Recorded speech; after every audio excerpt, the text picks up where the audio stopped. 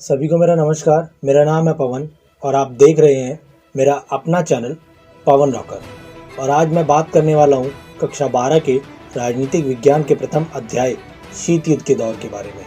तो आइए शुरू करते हैं। इस अध्याय को पढ़ने से पहले मेरा मानना है कि हमें शीत युद्ध से पूर्व की स्थिति पर गौर करना चाहिए ताकि हम स्थिति को सही प्रकार से समझ सकें व शीत युद्ध के बारे में सही जानकारी हासिल कर सकें। आप सभी ने यह ज़रूर सुना होगा कि विश्व में अभी तक 2 महायुद्ध हो चुके हैं जिन्हें हम प्रथम विश्व युद्ध व द्वितीय विश्व युद्ध के नाम से जानते हैं।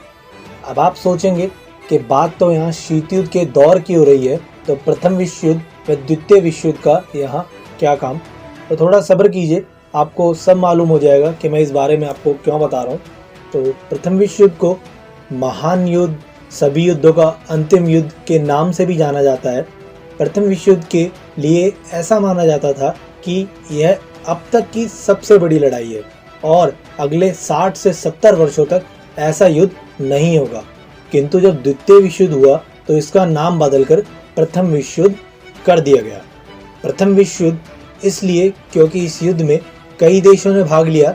यह युद्ध 28 जुलाई 1914 से 11 नवंबर 1918 तक चला था। आप सभी को यह मालूम होगा, यह युद्ध 2 समूहों के मध्य लड़ा गया था। वे समूह थे, एक तो थे मित्र राष्ट्र जिनके सदस्य थे इंग्लैंड, फ्रांस व सोवियत संघ, व दूसरा समूह था धुरी राष्ट्र जिनके सदस्य थे जर्मनी, इटली व ऑस्ट्रिया हंगरी। प्रथम विश्व युद्ध के मुख्य कारणों की बात करें तो इस युद्ध से पूर्व की गई संधियां इसके लिए एक बहुत ही महत्वपूर्ण कारण है, जिनमें हम कई संधियों की बात करते हैं। प्रथम संधि है 1882 में की गई त्रिगुट संधि, जिसे जर्मनी, इटली व ऑस्ट्रिया हंगरी ने गुप्त रूप से किया था। इस संधि में यह बात कही गई कि अगर कोई भी देश जर्मनी, इटली व ऑस्ट्रिया हंगरी पर हमला करता है या उसे चुनौती देता है तो तीनों राष्ट्र एकजुट होकर उनका सामना करेंगे। इसी प्रकार एक संधि 1904 में फ्रांस व ब्रिटेन के मध्य की गई, जिसमें भी यह कहा गया कि अगर कोई भी राष्ट्र फ्रांस व ब्रिटेन से लोहा लेने की कोशिश करता है तो दोनों राष्ट्र मिलकर उनका सामना करेंगे। 1907 में सोवियत संघ भी संधि में शामिल हो गया। प्रथम विश्व युद्ध का एक और कारण सैन्यकरण रहा, क्योंकि इस समय सभी देश अपने देश की सेनाओं को मजबूत करना चाहते थे ताकि वह काफ़ी ज़्यादा मजबूत दिखाई दे और मुसीबत के समय में मुसीबतों का सामना कर सके। इसके अलावा एक और कारण साम्राज्यवाद रहा। यूरोप के कई देशों में लालसा थी, चाह थी कि वे अन्य देशों पर हमला कर उन्हें जीते और उन पर अपना साम्राज्य स्थापित करे। इसी कारणवश प्रथम विश्व युद्ध को बढ़ावा मिला। प्रथम विश्व युद्ध के तत्कालीन कारण और सबसे महत्वपूर्ण कारण में 28 जुलाई 1914 में साइबेरिया द्वारा ऑस्ट्रिया हंगरी के राजकुमार आर्कड्यूक फर्डिनेंड की हत्या भी शामिल है। एक बार यह ऑस्ट्रिया हंगरी के शहर सराजोवा के टूर पर आए थे। यहाँ पर ब्लैक हेड नामक एक संगठन ने गोली मारकर इनकी हत्या कर दी।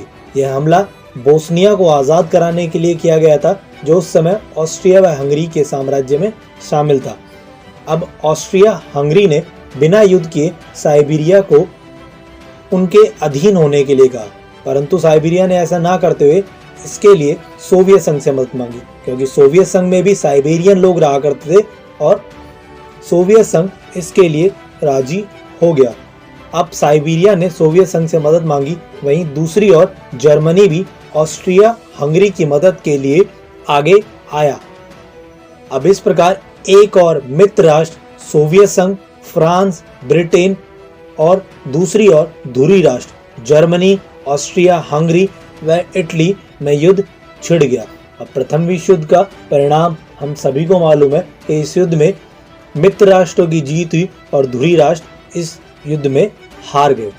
जर्मनी, ऑस्ट्रिया हंगरी व इटली को हार का सामना करना पड़ा और मुंह की खानी पड़ी। प्रथम विश्व युद्ध की समाप्ति के बाद 1919 में विश्व शांति स्थापित करने के लिए लीग ऑफ नेशंस नामक एक संगठन का निर्माण किया गया, जिसका उद्देश्य विश्व शांति स्थापित करना, राष्ट्रों के मध्य मतभेदों को दूर करना, दूसरे विश्व युद्ध को होने से रोकना रखा गया। परंतु द्वितीय विश्व युद्ध की शुरुआत के पश्चात यह संगठन समाप्त हो गया। द्वितीय विश्व युद्ध 1 सितंबर 1939 से 2 सितंबर 1945 तक। प्रथम विश्व युद्ध में मित्र राष्ट्रों की विजय के पश्चात युद्ध का मुख्य कारण धुरी राष्ट्रों को माना गया व जर्मनी पर आर्थिक प्रतिबंध लगा दिए गए।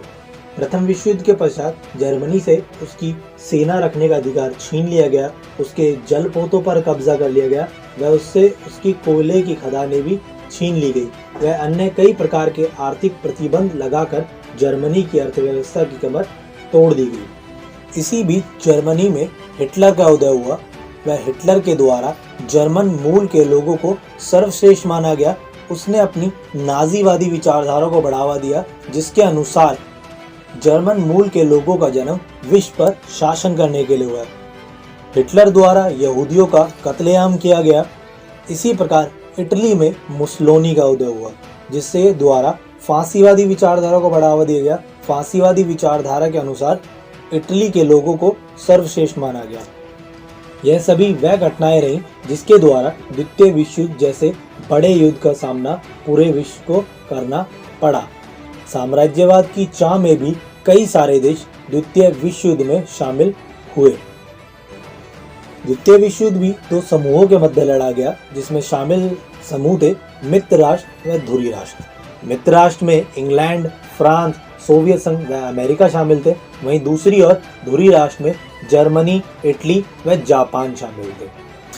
युद्ध के अंतिम समय में अमेरिका द्वारा जापान पर 6 अगस्त 1945 व 9 अगस्त 1945 को लिटिल बॉय व फैट मैन नामक 2 परमाणु बम हिरोशिमा व नागासाकी पर गिराए गए, जिससे विश्व युद्ध की समाप्ति हो गई। इटली ने भी अपने हथियार डाल दिए व जर्मनी के तानाशाह हिटलर ने आत्महत्या कर ली। युद्ध की समाप्ति के पश्चात विश्व शांति को बढ़ावा देने के लिए 24 अक्टूबर 1945 को संयुक्त राष्ट्र संघ की स्थापना की गई। द्वितीय विश्व युद्ध की समाप्ति के पश्चात विश्व में 2 महाशक्तियां उभर कर सामने आई। पहली अमेरिका और दूसरी सोवियत संघ, जिनके मध्य 1945 से लेकर 1990 के दशक तक शीत युद्ध जैसी स्थिति देखने को मिली। तो अब आप समझ गए होंगे कि मैंने आपको क्यों दोनों विश्व युद्धों के बारे में जानकारी दी। अब हम बात करेंगे शीत युद्ध के बारे में नेक्स्ट वीडियो।